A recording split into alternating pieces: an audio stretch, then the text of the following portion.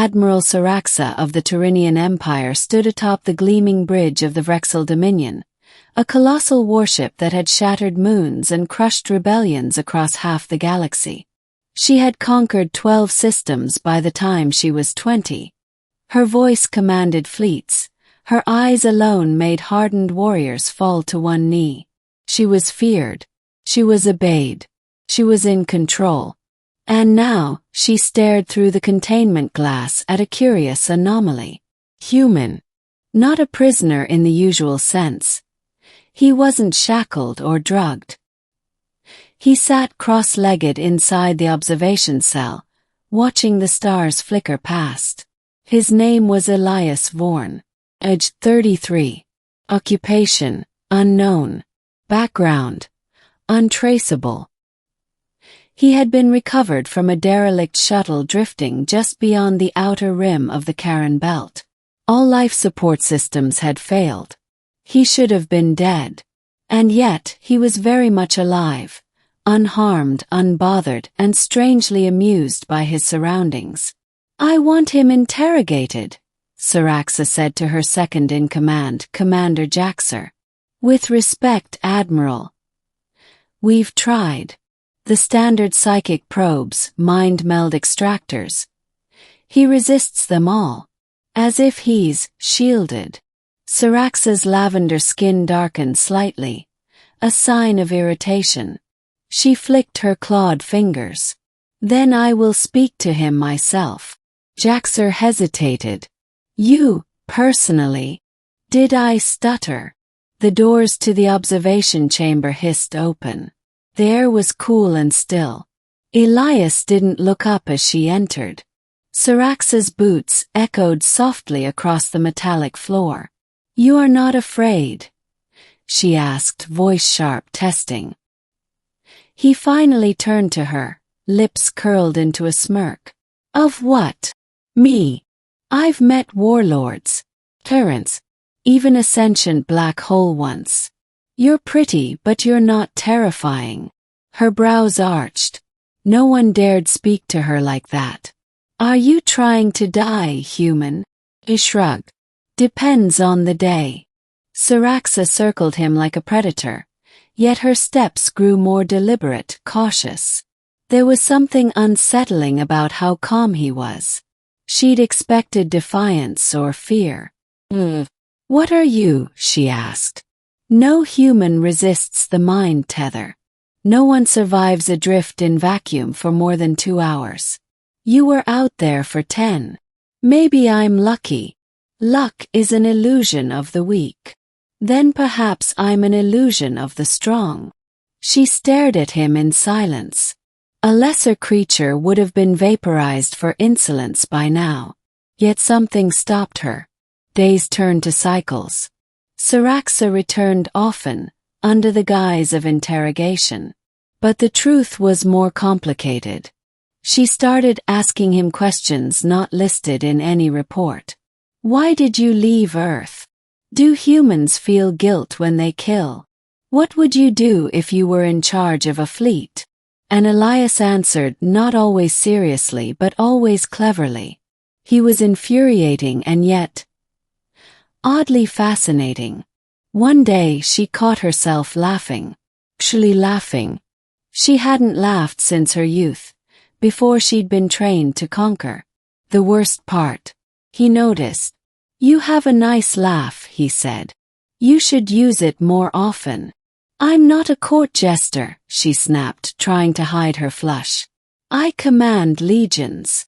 And yet you spend your nights visiting me, instead of leading them." She stormed out, livid. And yet, she returned again the next evening. Commander Jaxer grew concerned. "Admiral, your repeated contact with the human is becoming noticed." "Then let them notice," she hissed. "He is dangerous." "No. He is interesting." "But what if he's manipulating?" She held up a hand, and Jaxer stopped speaking instantly. Cyraxa didn't want to admit it, not even to herself, but something had shifted. Her grip on authority felt weaker when she wasn't near Elias. Like the air aboard her mighty ship grew stale without his laughter. His strange perspective had begun to challenge her own. He called her Sarah once. Only once. She didn't correct him. One night, she asked him a question she hadn't dared voice until now. "If I gave you a starship," she said, "what would you do with it?" "Run," he said plainly. "From me." "No. With you." She felt her pulse quicken. Tyrrhenians were trained to suppress emotion, but the tension between them had become too sharp to ignore. "You're mad." "Maybe. But you've got madness in you too." And somehow he was right. Cyraxa, the steel viper of the outer reach, conqueror of planets, destroyer of empires, wanted to feel something besides duty. Elias had sparked that in her. A flicker of freedom, the warmth of playfulness, even tenderness. He'd made her feel like a person, not a title. It all fell apart when the High Sovereign arrived. The supreme leader of the Tyrrhenian Empire appeared unannounced via hologram. "Your devotion is questioned, Admiral Cyraxa. A traitorous infection grows on your ship." "Who dares?" she growled. "The human." Cyraxa stiffened. "He is under containment. He clouds your judgment." Cyraxa's claws twitched at her sides. "Execute him," the Sovereign commanded. The order was absolute. She entered the cell one final time. But this time she was no longer a curious observer. She was his executioner. Elias stood, sensing the change in her. "Let me guess.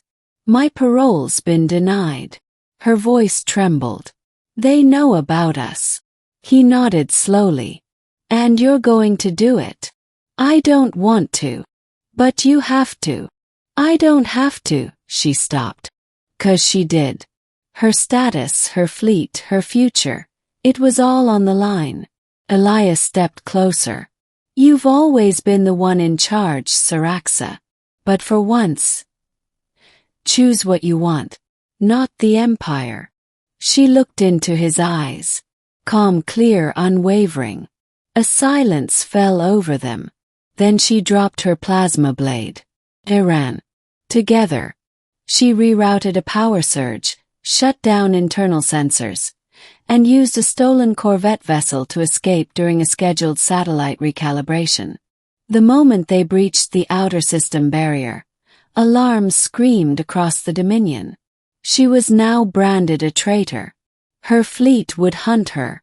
The Empire would send assassins. She didn't care. Because for the first time in her life, she wasn't chasing control. She was chasing freedom. Months passed. They drifted between hidden moons and dark space havens. Elias taught her how to taste rainwater, how to cook with fire, how to dance.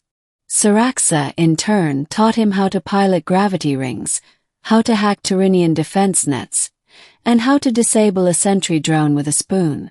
She had once ruled from thrones of crystal. Now she slept beside him on a hammock tied to trees under alien stars. And she loved it.